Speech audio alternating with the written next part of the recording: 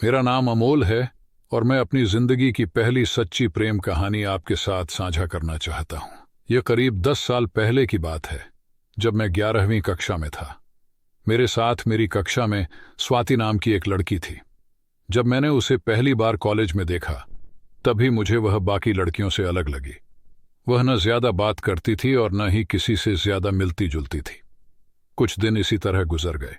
मेरा मन करता था कि मैं उससे बात करूं, लेकिन मेरी हिम्मत ही नहीं होती थी।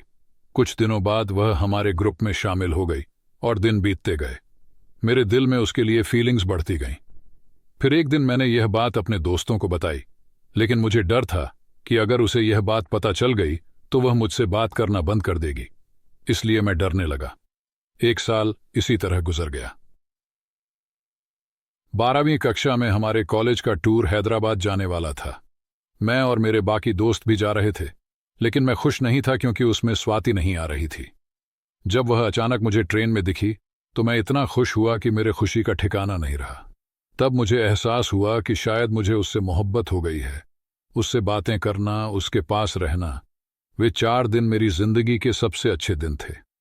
घर वापस आने के बाद मेरा कहीं मन नहीं लगता था। एक दिन मैंने ये बातें अपने दोस्त को बताईं। उसने कहा कि ये सब जाकर उसे बता दे, पर मुझ में वह हिम्मत नहीं थी कि मैं उससे कहूं कि मैं तुमसे प्यार करता हूं। वह मुझे एक दोस्त समझती थी। कुछ दिनों बाद वह दूसरे गांव में रहने के लिए चली गई। मैंने अपने दिल की बात दिल में ही रखी। उसे अब तक पता नहीं है कि मैं उसे चाहने लगा था। दोस्तों से उस वक्त अगर मैं उसे सब बता देता तो मेरे दिल का बोझ हल्का हो जाता। मैं आज भी उसे याद करता हूं।